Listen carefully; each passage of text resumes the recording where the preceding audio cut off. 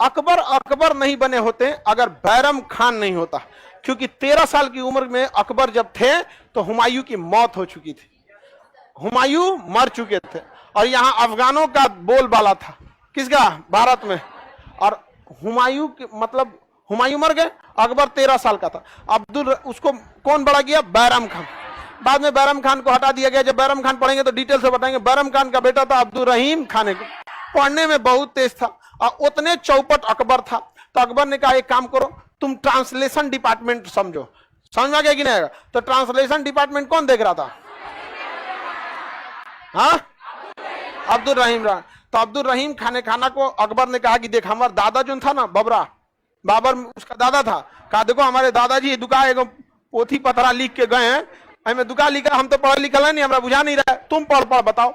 तो राजाओं की आत्मकथा को पढ़ना चाहिए, क्योंकि वो अपने कमियों को, अपनी अच्छाइयों को, अपनी शक्तियों को, कूटनीतियों को लिखते थे। अमूमन देखिएगा ये जो भी है पढ़ते हैं। तो इसने कई बातों को बताया। बाबर ने बताया कि देखिए आपके दादाजी लिखे हैं कि राजा को एकांतवास में नहीं रहना चाहिए। कहा कि ऐसा बात है, 9 रत्न का गठन किया जाए, 9 विद्वान रहेंगे। अकबर में एक चीज था, सोचा डिसीजन बड़ी तेज लेता था, दाएं से पैसा का दिक्कत था ही नहीं, यहाँ पे डिसीजन तुरंत ले लेता था। जहां कोई टाइम झाम करेगा, ले चलिए हॉल नंबर 6 में समझ आ गया कि नहीं? कोई दिक्कत किया कहां जाएगा बढ़िया से व्यवस्था हो जाएगा उनका। तो उसने बाबर को मतलब इस किताब को पढ़ के अकबर को बताते रहता था। एक दिन इसी किताब में पढ़ा हुआ अचानक, यह महाराज आपके दादा लिखे हैं कि मेरी अंतिम इच्छा है कि मेरी लाश को काबुल में दफनाया जाए, काबुल मेरा प्रिय शहर है। समझा गया? कहा कि आई गड़बड़ हो गया, दादाजी आगरा में हैं, खोद इनका कबर खोद रतिये कबर खोदवा दिया, मार कुदारी बेलचा ले गया, कहा निकल निकल निकल, कहा बाबा तो गल गई लो रे पूरा। अब बताइए 15 बाबर मरा था कब, 1530, कबर खोदा रहा है 60 में, 30 साल में हड्डी रहेगा, क्या की तो पूरा खाद बन गया भाई। अब वहां तो कुछ बचा ही नहीं। तो सांकेतिक रूप से उसी को, जैसे कैसे सांकेतिक रूप से आदमी उठा ले आता है, उसी मिट्टी को लेके और कहां लेके चल गया, काबुल। कहां लेके चल गया, काबुल में ले जाके खोद खाद के दफना दिया। तो बाबर का मकबरा वर्तमान में कहां, हाँ, बाबर का वर्तमान मकबरा कहां?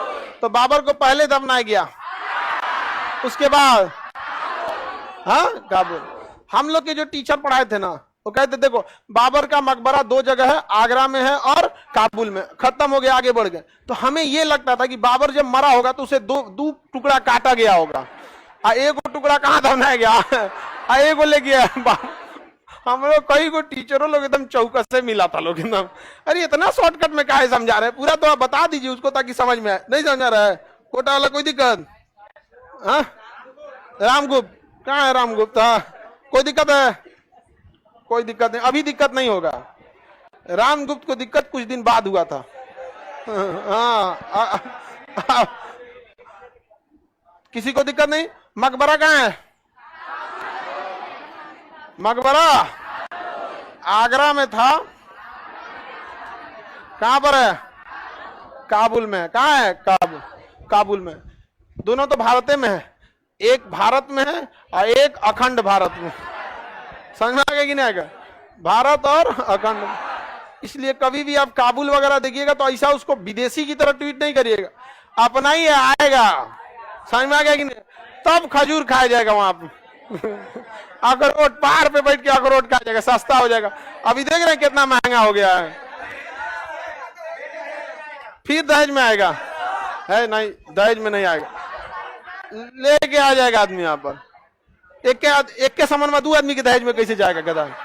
बताओ। तो मिलिए चुका था उसको। तो मुझे टाइफाइड हो गया है, तो तुम ऐसा कह रहे हो जैसे बहुत भयंकर बीमारी हो गया है। पटना में हर गली में 4 गो टाइफाइड और जॉन्डिस का मिलेगा सब।